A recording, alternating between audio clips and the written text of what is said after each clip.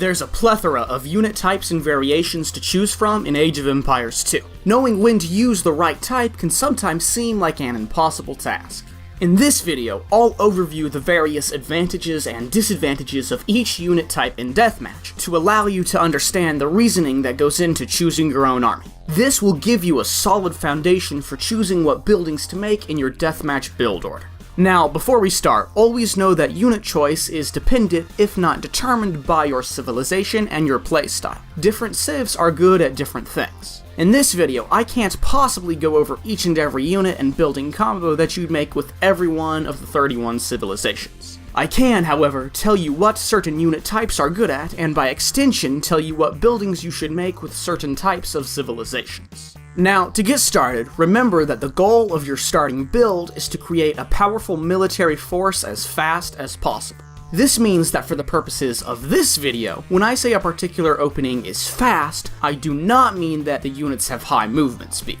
I mean that a certain opening creates more power in a given amount of time. While movement speed often makes a unit more powerful, it doesn't necessarily mean that a certain opening is a faster opening. Think of it as a formula in which you divide power by time, and the openings with the higher resulting numbers are better and faster.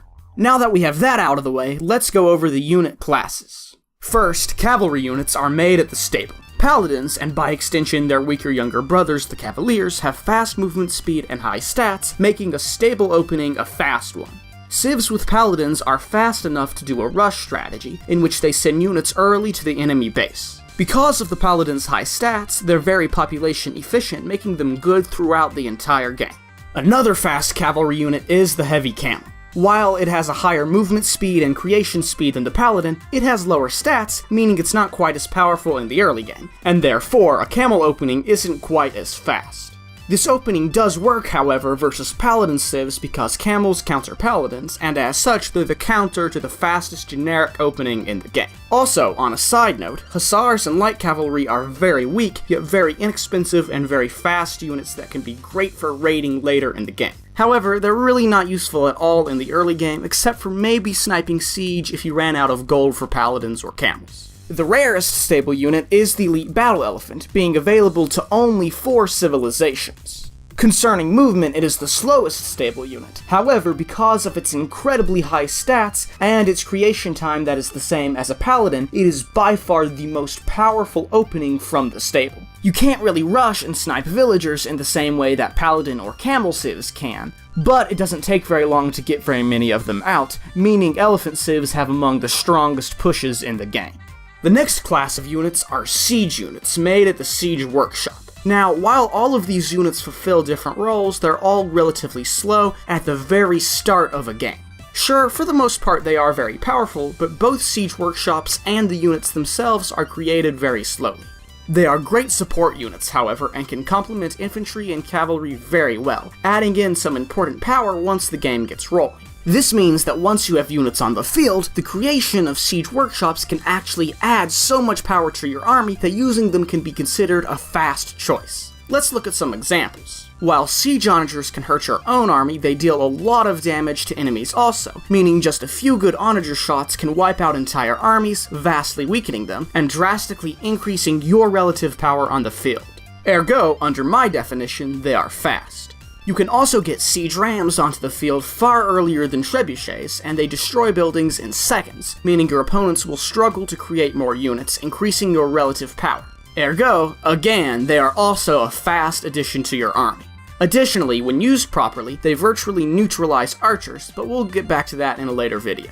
While heavy scorpions don't have quite the potential to wipe out large swaths of enemy armies like onagers do, they completely lack the potential to do the same thing to your own, making them very good against infantry. Their high attack and ability to damage multiple units also makes them good against high pierce armor infantry, such as the popular Huskarls and Eagle Warriors, and once you have several of them out, they absolutely murder anything that gets close. Again, destroying large groups of army will drastically increase your relative power on the field. Ergo, they can be fast. I think you get the picture. Siege can be a fast addition to your army. However, please note that this does not go for bombard cannons. They are very expensive and they're very fragile, and because they only really serve to take out onagers and scorpions, they're not that great of a unit to use. They can take out buildings and offer long-range support, but onagers and rams simply do this far better, and as such in deathmatch, pro players try to stay away from them as much as possible. Moving on, infantry units serve as medium power meat shields and counter units. While the champion has good stats for an infantry unit, it simply can't compete with paladins, making a champion opening comparatively slow. They do, however, counter Huskarls and Eagle Warriors, meaning if you don't have paladins, you should make them at the start versus the Goths and the Meso Civs. The Halberdier's only purpose is to serve as a hard counter to cavalry units. They really don't do anything else. Because they have lower stats than camels, you should make camels instead whenever possible. The same is even true with paladins. However, for civs that don't have paladins or camels, making halberdiers versus a paladin rush is normally your only choice. Halbs are not the best unit, but if they keep you alive, they keep your relative power from diminishing beyond a point of no return, making them a necessary, if unfortunate, choice at times. Now, archer units are probably the most difficult to understand because of the effects of their range. However, fortunately, in general, they're the weakest classed, so you can ignore them if your civilization has a good early game cavalry, siege, or infantry combo. However, for those civs that don't, archers can still be useful and occasionally a powerful addition. The most powerful generic archer unit is the heavy cavalry archer.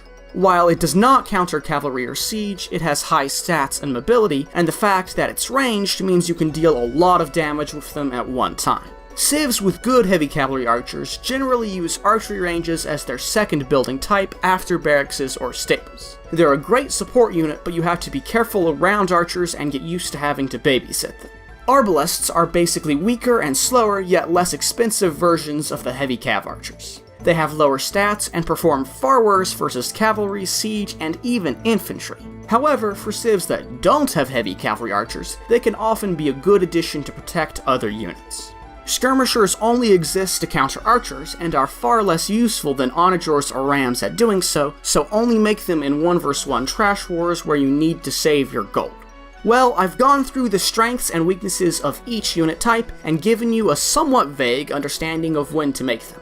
The next episode in this series will serve as a follow-up video to this one. I'll teach you how to choose what buildings you make based upon what your civilization is good at, and I'll also show you the order in which you would do this, so make sure to subscribe and get notified when the next episode is published. Until then,